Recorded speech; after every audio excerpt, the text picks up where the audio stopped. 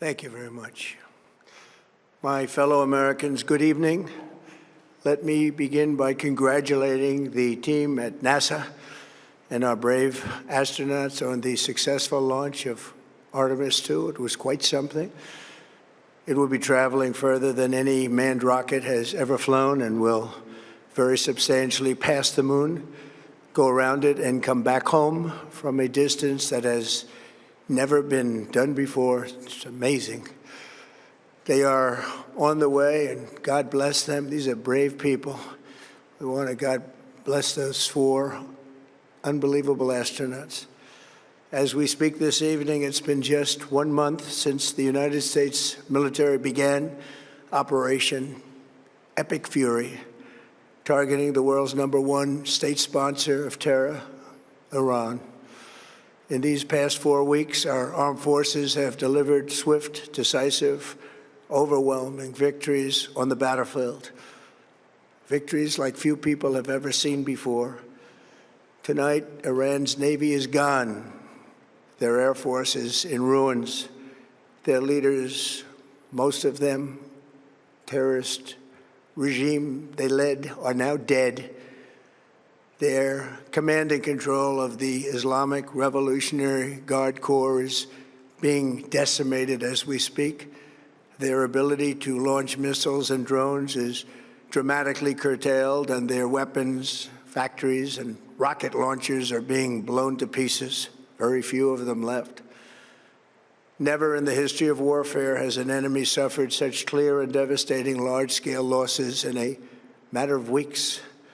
Our enemies are losing, in America, as it has been for 5 years under my presidency, is winning, and now winning bigger than ever before. Before discussing this current situation, I also want to thank our troops for the masterful job they did in taking the country of Venezuela in a matter of minutes. That hit was quick, lethal, violent, and respected by everyone all over the world. After rebuilding our military during my first term, we have by far the strongest military anywhere in the world. And now we're working along with Venezuela and are, in a true sense, joint venture partners. We're getting along incredibly well in the production and sale of massive amounts of oil and gas, the second largest reserves on Earth after the United States of America. We're now totally independent of the Middle East, and yet we are there to help. We don't have to be there. We don't need their oil. We don't need anything they have, but we're there to help our allies.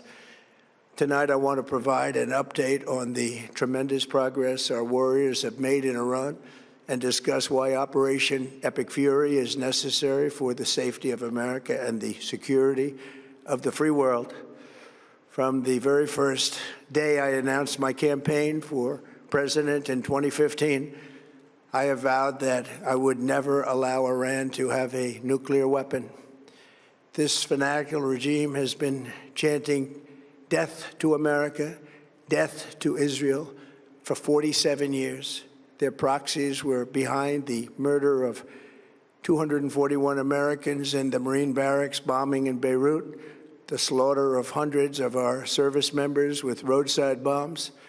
They were involved in the attack on the USS Cole, and they carried out the countless other heinous acts, including the just horrible, bloody atrocities of October 7th in Israel, something that most people have never seen anything like it.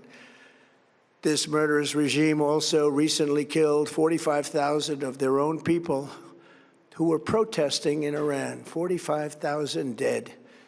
For these terrorists to have nuclear weapons would be an intolerable threat.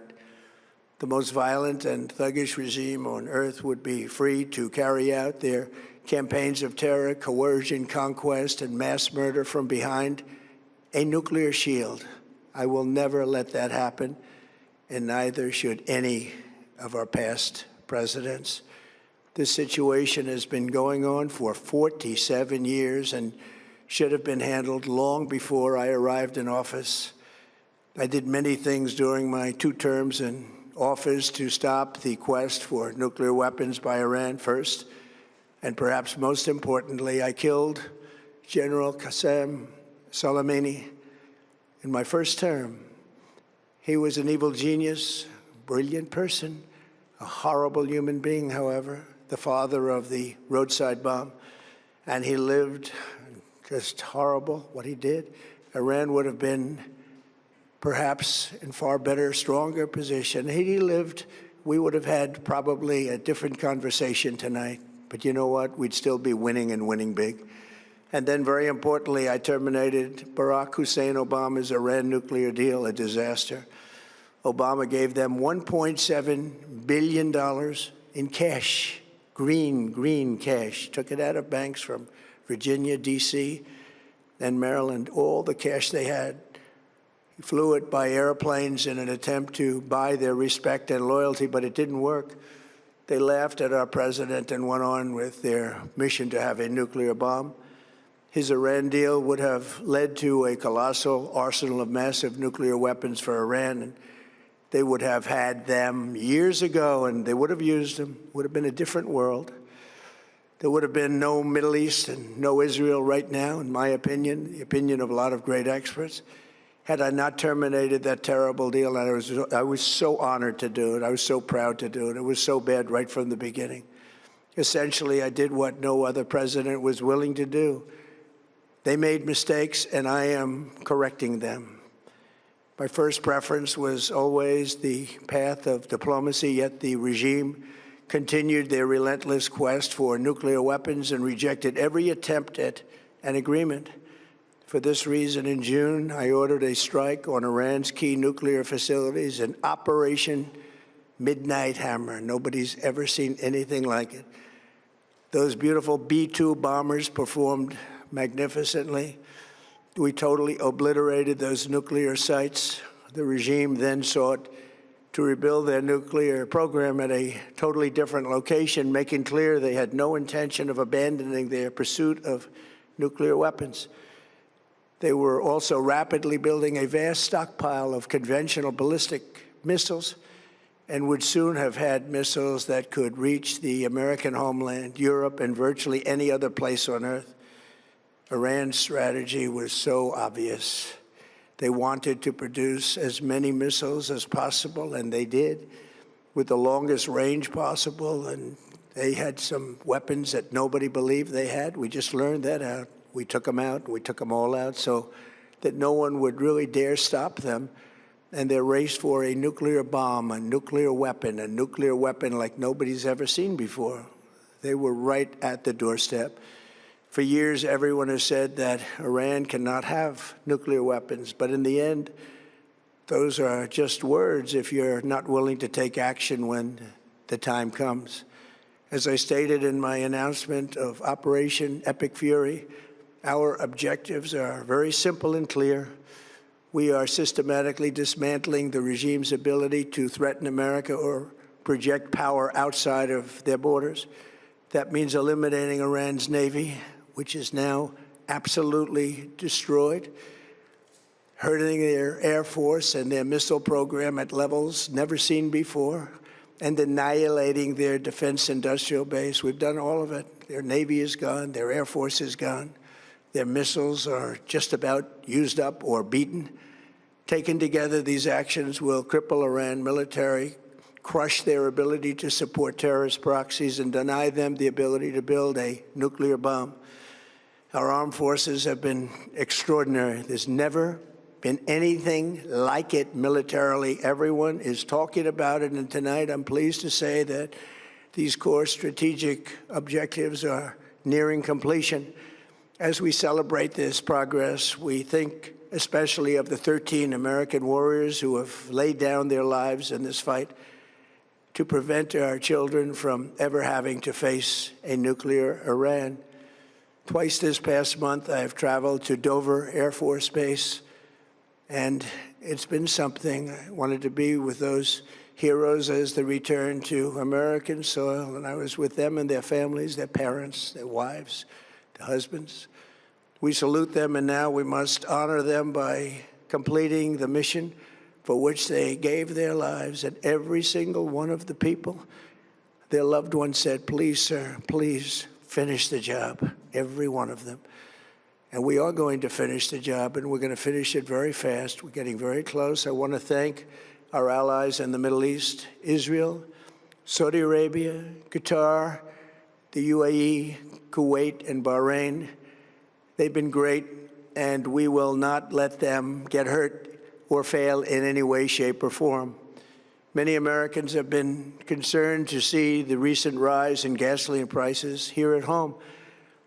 This short-term increase has been entirely the result of the Iranian regime launching deranged terror attacks against commercial oil tankers in neighboring countries that have nothing to do with the conflict. This is yet more proof that Iran can never be trusted with nuclear weapons. They will use them, and they will use them quickly. It would lead to decades of extortion, economic pain, and instability worse than we can ever imagine.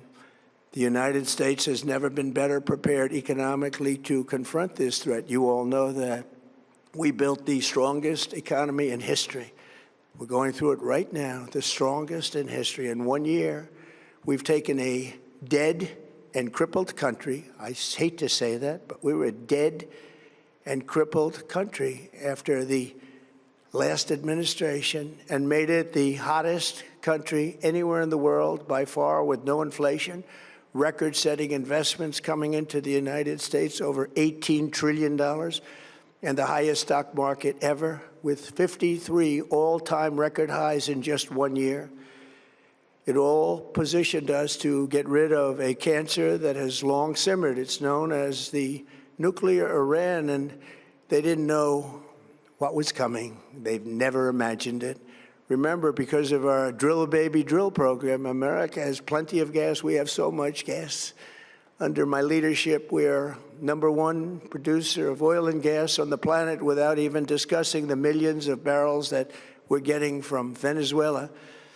Because of the Trump administration's policies, we produce more oil and gas than Saudi Arabia and Russia combined.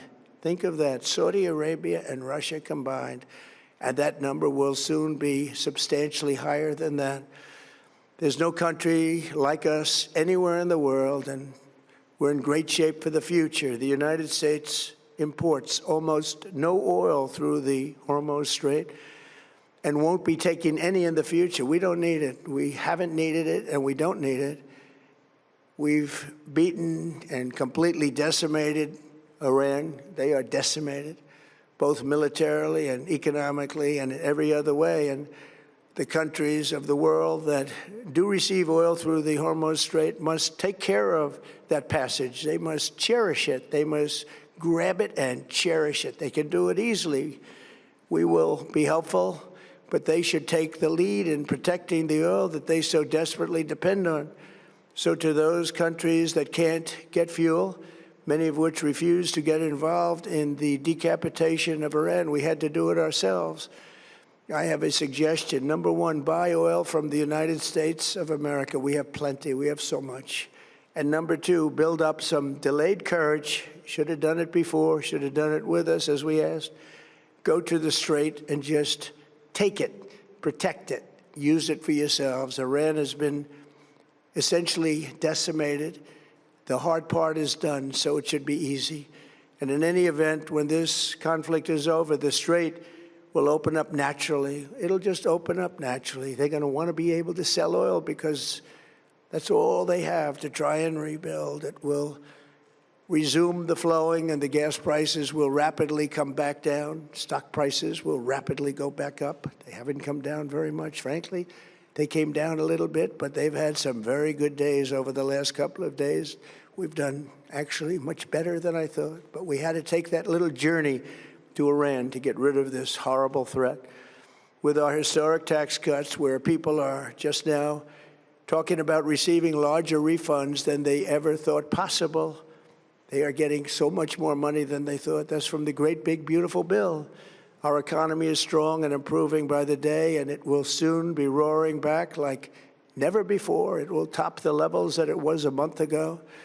I've made clear from the beginning of Operation Epic Fury that we will continue until our objectives are fully achieved. Thanks to the progress we've made, I can say tonight that we are on track to complete all of America's military objectives shortly, very shortly. We're going to hit them extremely hard over the next 2 to 3 weeks. We're going to bring them back to the Stone Ages where they belong. In the meantime, discussions are ongoing. Regime change was not our goal. We never said regime change, but regime change has occurred because of all of their original leaders' death. They're all dead. The new group is less radical and much more reasonable. Yet if during this period of time no deal is made, we have our eyes on key targets. If there is no deal, we are going to hit each and every one of their electric generating plants very hard and probably simultaneously. We have not hit their oil, even though that's the easiest target of all, because it would not give them even a small chance of survival or rebuilding. But we could hit it, and it would be gone, and there's not a thing they could do about it. They have no anti-aircraft equipment. Their radar is 100% annihilated. We are unstoppable as a military force. The nuclear sites that we obliterated with the B-2 bombers have been hit so hard that it would take months to get near the nuclear dust, and we have it under intense satellite surveillance and control. If we see them make a move, even a move for it, we'll hit them with missiles very hard again. We have all the cards, they have none. It's very important that we keep this conflict in perspective. American involvement in World War I lasted 1 year, 7 months, and 5 days. World War II lasted for 3 years, 8 months, and 25 days. The Korean War lasted for 3 years, 1 month, and 2 days. The Vietnam War lasted for 19 years, 5 months, and 29 days. Iraq went on for 8 years, 8 months, and 28 days. We are in this military operation, so powerful, so brilliant, against one of the most powerful countries for 32 days. And the country has been eviscerated and essentially is really no longer a threat. They were the bully of the Middle East, but they're the bully no longer. This is a true investment in your children and your grandchildren's future. The whole world is watching, and they can't leave the power, strength, and brilliance. They just can't believe what they're seeing. They leave it to your imagination, but they can't believe what they're seeing, the brilliance of the United States military. Tonight, every American can look forward to a day when we are finally free from the wickedness of Iranian aggression and the specter of nuclear blackmail. Because of the actions we have taken, we are on the cusp of ending Iran's sinister threat to America and the world. And I'll tell you, the world is watching. And when we do, when it's all over, the United States will be safer, stronger, more prosperous, and greater than it has ever been before. May God bless the men and women of the United States Armed Forces, and may God bless the United States of America. Thank you very much, and good night.